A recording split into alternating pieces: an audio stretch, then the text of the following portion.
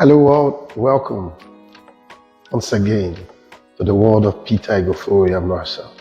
Welcome to the Ighofowe experience. And we've been on the series, Before You Say Yes or Before You Pop the Question. Last time we talked about value, system, and order of priority. Now we're going to be talking about something very related but slightly different. It's called bliss. Before you say yes or before you pop the question, you need to discover your bliss. What is your bliss? Your bliss is that thing that takes you to a constant state of happiness.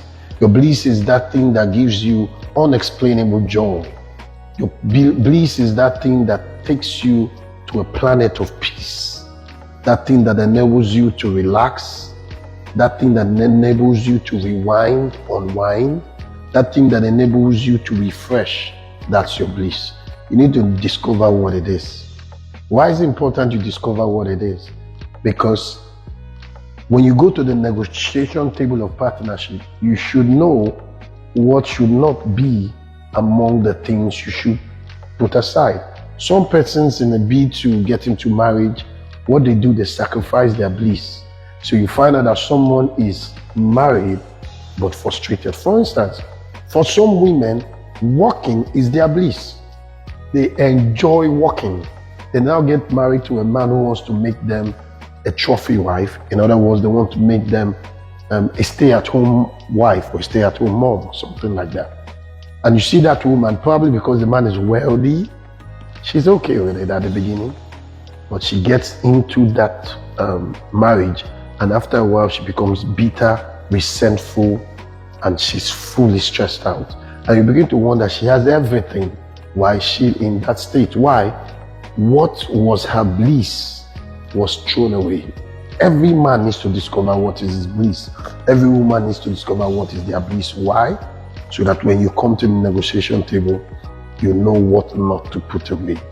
Imagine where you are into humanitarian services. You love humanitarian service. That's what gives you joy. That's what keeps you in the state of bliss. Then you now get involved with someone who will not let you do it at all. That is disgraceful or whatever he feels. It doesn't make sense to him. Imagine what your life would be. For instance, I love what I'm doing. I remember once, when Jesus said, I have meat that you know nothing of. He was talking about bliss. Jesus was hungry, tired, and fagged out, and he needed to stay. They had to go get food for him.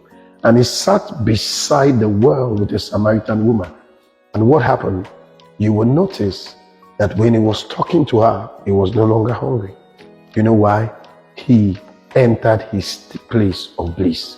That's the same thing with some of us. We are weak, we are tired, but there are certain activities once we engage in, something just brings us back to life. That's your bliss. You need to know what it is, so that when you get married, or when you choose to get married, or when you want to get married, you are sure that this is not one of the things you're going to be kicking out to bring a man in. Like I said, before you get married, before you say yes, before you pop the question, make sure you have discovered your bliss, and make sure the person you are saying yes to, or the person you are popping the question to, is not someone that would eradicate or strangle your bliss.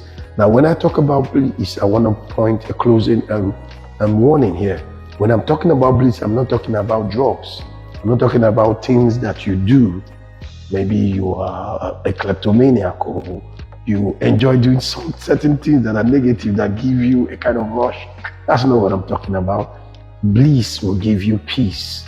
Bliss is not harmful in any way to you. Bliss is something that rejuvenates your mental health. Bliss is something that makes you alive. So let's take that as a note of warning. For some guy rapping stuff who tell his wife, this is my bliss, don't touch it. That's definitely not what I'm talking about. So bliss, like I said, is something that makes you rejuvenate, something that puts you in a place where you can always re-energize and make you launch deeper into your future. So before you get married, before you say yes, discover your place. Like I always say, if you love what we're doing, please feel free to like, comment, share, and follow us. I'm waiting for you. See you in the next video.